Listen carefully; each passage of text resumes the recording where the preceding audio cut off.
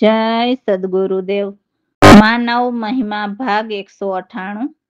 હે માનવ, પરમાત્માના જ્ઞાનીઓની ભજન વાણીનું જીવને આ દેવોના બંધન લોકમાંથી મુક્ત કેમ થવું તે શબ્દોના અર્થ આ બધા સૂત્રમાં વિવરણ સમજાવેલ છે। પછી હે માનવ, જે પાખંડ ભક્તિ કરવા વાળાને પોતાને જ ખબર ન હોવાથી તે વેદ અને શાસ્ત્રો મુજબ કે આપણે દેહમાં ભક્તિ કરવી પડે, કપાળમાં ચાંદલા કરવા પડે અથવા કપાળ રંગવા પડે, તો આવા ઢોંગ તે અનુમાની ભક્તિના છે। આત્મકલ્યાણ ભક્તિમાં કોઈ પણ ઢોંગ આવતા જ નથી। નિજ નામની ઉત્પત્તિ સ્થાન એટલે નામના નામીને નિરખી એટલે પરમાત્માને નજરે સદગુરુ નિરખાવે છે અને પછી ભિન્ન ભિન્ન રીતે શીખવાડે છે અને છેલ્લે સરળતાથી થાય તેવું નામ સુરતાનું ભજન કરાવી જે પ્રગટ પ્રભુને સદગુરુએ નિરખાવેલ હોય તેને પિંડમાં પ્રગટ તો છે જ, પણ તેને ઉજાગર કરવા માટે જે સદગુરુ નજરે નિરખાવે છે તે પિંડ પરખીએ તો જ જીવની ભ્રમણા જાય। બાકી આંધળા ગુરુથી કે જ્ઞાની હોવા છતાં અજ્ઞાની એટલે જ્ઞાન હોય તે પછી એકાંતે બેસી સુરતા ભજન કરતો હોય તેને પરમાત્માના જ્ઞાનીઓ પૂરા જ્ઞાની કહે છે। તેવા ગુરુ જીવની 84 છોડાવે છે। બાકી જ્ઞાન હોય પણ તેની ભક્તિ ન હોય તો તે અધૂર્ય જ્ઞાની કહેવાય છે। તેવા સદગુરુ તારણહાર હોય નહીં તો અધૂર્યા જ્ઞાની જ ગણાય છે। જે 5 એટલે આદિ બ્રહ્મ અને ત્રિગુણી માયા અને 3 ગુણની વાત કરનાર ગુરુ પણ જીવનો તારણહાર ગણાય નહીં, તે પણ અધૂર્યો જ્ઞાની જ કહેવાય છે। એટલે પરમાત્માના જ્ઞાનીઓ પૂરા ગુરુ તારણહાર શબ્દ વાપરે છે અને તેવા કરોડોમાં કોઈક શબ્દ એટલે કહે છે। મનન કરો, રામ ભરોસે। તો અમારા સદગુરુની વાણીમાં સદગુરુ સમજાવે છે કે હે જીવ, તમે જે ઠાકોર એટલે પરમાત્માની બડાઈ કરો છો એટલે તમે જેનાથી કાર્ય કરી શકો છો તે ઠાકોર આપણા ઘટની અંદર જ રહેલા છે। જ્યાં ઠાકોરના ઠેકાણા છે ત્યાં અગ્નિ, પવન કે પાણી કે 5 તત્વ ત્યાં નથી। 3 ગુણ પણ ત્યાં નથી। ત્યાં વ્રત, જપ, તપ કશું જ નથી। સર્વ એ ઠાકોરની અંદર જ ઉપજેલું છે। ત્યાં બંકનાળ કે ઈંગલા પિંગલા સૂક્ષ્મણા જેવા કોઈ માર્ગ ત્યાં નથી। એ પ્રગટ છે પણ ત્યાં ગગન નથી, એમ સર્વ ઠાકોરની અંદર સમાયેલ છે। એટલે ત્યાં ધરતી આકાશ એ 10માં નથી, એટલે તે ઠાકોર એટલે પરમાત્મામાં નથી, છતાં એ બધું જ એમની અંદર છે। ત્યાં હદ બેહદ એટલે ઓહમ સોહમ અથવા ઓહમ શક્તિ કે ત્રિલોકી પણ ત્યાં નથી। એવો અગમ અગોચર છે જેને સદગુરુ સંત વિના જાણી શકાતો નથી। આમ કહીએ તો કહેણ વેણ પણ ત્યાં નથી, છતાં એ ઠાકોરની અંદર બધું જ છે અને એ ન્યારી વાત છે, કેમ કે એ એક જ સર્વની ભીતર કહેણ વહેણ એમની ઉર્જા દ્વારા બોલાવી રહ્યો છે। ત્યાં કોઈ કારણ નથી કે કોઈ કામ નથી, છતાં એમની અંદરથી જ સર્વ ઉપજે છે અને પ્રલય થાય છે। કેમ કે પાતાળથી આકાશ સુધી એક ઠાકોરમાં જ સમાયેલું છે। એ સત્ય જ્ઞાન અમારા સદગુરુ પ્રવીણરામ અમને સમજાવે છે। જે કદી મરે નહીં, સદા અમર જ છે, એવા પરમાત્માની ગમ કરોડોમાં કોઈક જ વિરલા પામે છે। જેમ કે અમારા સદગુરુ છે તેમ ઘણા સંતો થઈ ગયા, આપણે ઇતિહાસ સાંભળીએ જ છીએ કે વાંચીએ જ છીએ। જય સદગુરુદેવ। જે ઠાકોરની તમે કરો મોટાઈ, એ ઠાકોર છે ઘટની અંદર, નહીં કોઈ અગ્નિ પવન, 5 તત્વ કે 3 ગુણ જ્યાં, રેવા વ્રત જપ તપ ત્યાં નહીં, સર્વ ઉપજ્યા એ ઠાકોરની અંદર, જે ઠાકોરની તમે કરો મોટાઈ, નહીં કોઈ બંકનાળ પણ નહીં, ઈંગલા પિંગલા સૂક્ષ્મણા પણ નહીં, પ્રગટ ગગન 10માં પણ નહીં, એ સમાયા ઠાકોરની અંદર, જે ઠાકોરની તમે કરો મોટાઈ, નહીં કોઈ તરાય આકાશ પણ નહીં, અદબે પણ નહીં, અગમ્ય ગોચર કયો નવ જાય, કેણ વેણ એ ઠાકોરની અંદર, જે ઠાકોરની તમે કરો મોટાઈ. કારણ કાજ ઉપજે એની અંદર, ઉપજે પ્રલય એમની અંદર. પ્રવીણ રામ અમર રે મરે નહીં કદી, બાકી વિગત કોઈ વિરલે પામી, જે ઠાકોરની તમે કરો મોટાઈ. એ ઠાકોર છે ઘટની અંદર, જે ઠાકોરની તમે કરો મોટાઈ. રામ ભરોસે. તો સદગુરુના શિષ્ય સદગુરુને વિનંતી કરે છે કે હે દીનબંધુ, તો દીનબંધુ તે પરમાત્માને કહેવાય છે. પણ આ જગતમાં જેમને સાચા સદગુરુ મળી જાય છે એમને દીનબંધુ કહે છે. કેમ કે સદગુરુ સક્કળ જગતના આધાર, નિર્ગુણ, નિરાકાર, નિર્વિકાર, જન્મ મરણના તાપ હરનાર, પરમધામ સુખકાર, 14 ભુવનમાં સમાન પૂર્ણ સર્વ ગુણ નિધાનને આપણી નેણથી નિરખાવે છે. જેના ધ્યાન ઋષિ મુનિગણ પણ ધ્યાન ધરતા એવા સર્વના દુઃખ ભય હરનારા છે. તો પ્રભુનો મહિમા અપાર છે, જેને વેદ પણ વારંવાર રટતા રહે છે. એવા અપરંપારનો પાર કોઈ સુર નર જ પામી શકે છે. તો એ સાચા જ્ઞાની સદગુરુ જે પરમાત્માના ચિહ્ન દર્શન કરાવે છે, એવા અમારા સદગુરુ પ્રવીણરામ પાસે એમના શિષ્ય અરજ કરીને ભક્તિના દાન માગે છે અને કહે છે કે મને ભક્તિના દાન આપો અને મને આપનો જાણો. હું આપના ચરણનો કીડો છું. જય સદગુરુદેવ. આજ મારી વિનતી જરા સાંભળો દીનબંધુ, સકળ જગતના આધાર, નિર્ગુણ નિત્ય નિર્વિકાર, જન્મ મરણ તાપ હાર, પરમ ધામ સુખકાર.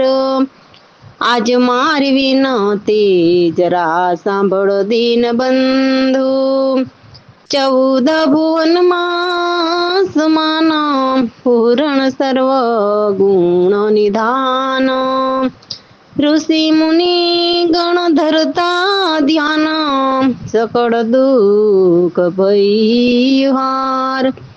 આજ મારી વિનતી જરા સાંભળો દીનબંધુ, મહિમા તમારો અપાર, વેદ રટતા વારંવાર, પામતા નહીં પરમ પાર, કોઈ સુરાસુર નાર.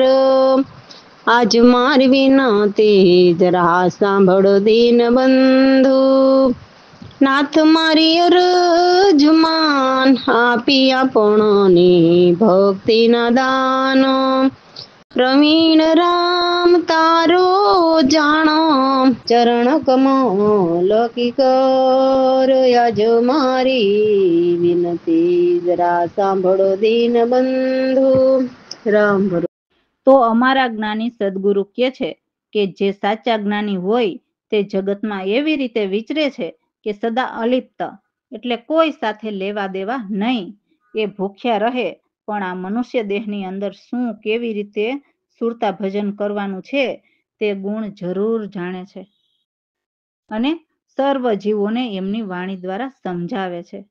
નિંદા સ્તુતિ આ દેહ કરે છે અને શુભ અશુભ કર્મ પણ આ દેહ જ કરે છે. તો જે દેહને પોતાનો માને એ જ્ઞાની સદગુરુ જ્ઞાનને કદી ન સમજી શકે. કેમ કે સદગુરુ શાન કરીને સમજાવે છે, તો એ સમજ કોઈક વિરલા જ સમજી શકે છે. અને જે સમજી ગયા એમને જમના કાળ રહેતા નથી, એટલે જન્મ મરણ રહેતા નથી. એવા સદગુરુ સદા નીડર રહે છે, એમની સહાય દેવો પણ કરે છે. એવા સુખ તો અમારા સદગુરુ પ્રવીણરામ જાણે છે, જે પરમાત્માના ઘરના સુખની વાત કરી છે.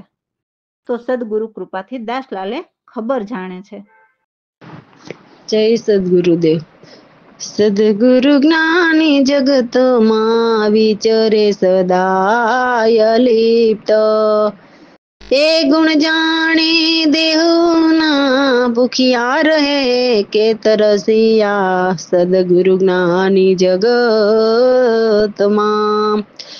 નિંદા સ્તુતિ સે દેહની કર્મ શુભ દેહ સદગુરુ જ્ઞાની જ્ઞાનમયી કશું ન જાણે એ સદગુરુ જ્ઞાની જગતમાં સદગુરુ એ સાન સમજાવે સમજે વિરલા કોઈ એસા ન સમજે કોઈ વિરલા તેને મટી જાય જમુના કાળ સદગુરુ જ્ઞાની જગતમાં એવા સદગુરુ રહે સદા નિડર એને દેવો કરે સહાય એવા સુખ તો પ્રવીણ રામ જાણે દાસલાલ એ ખબર જાણે સદગુરુ જ્ઞાની જગતમાં રામ ભરોસે.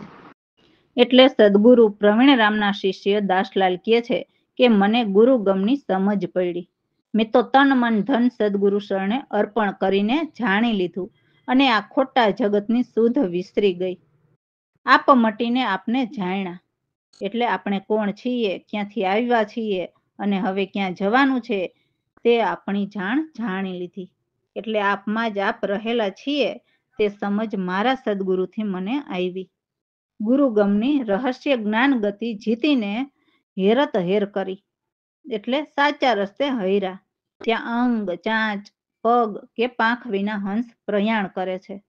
જેથી સદગુરુ પરમાત્માના અનુપમ ધામ અક્ષય સંત પૂર્ણ એવા બેગમ નગરી પાયમાં.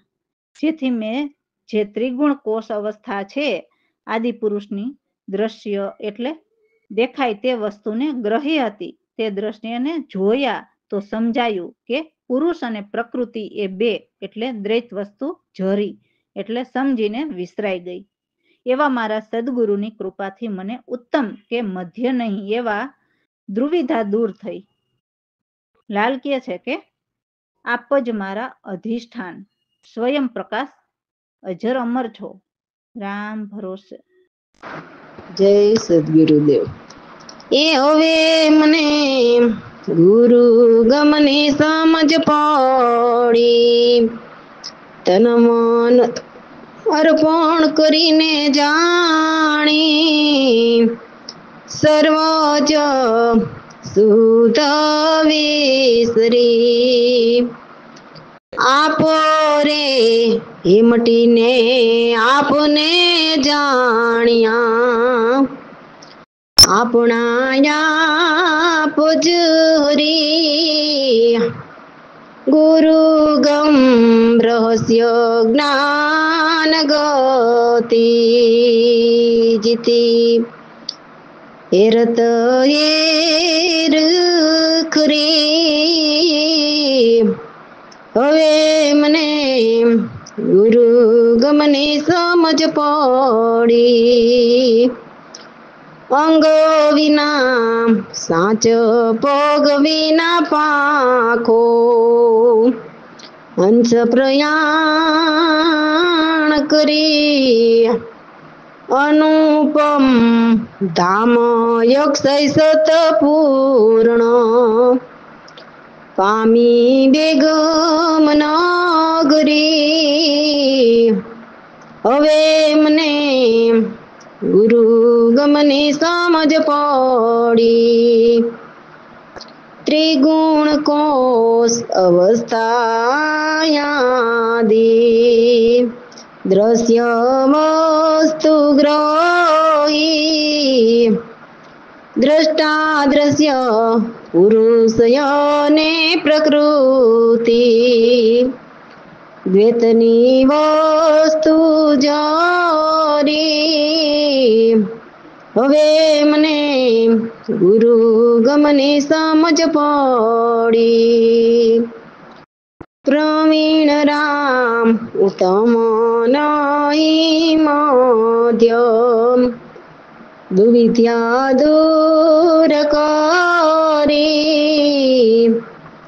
દાસલાલ અધિષ્ઠાન આપોજ સ્વયં પ્રકાશ યજોરો હવે મને ગુરુ ગમની સમજ પડી રામ ભરોસે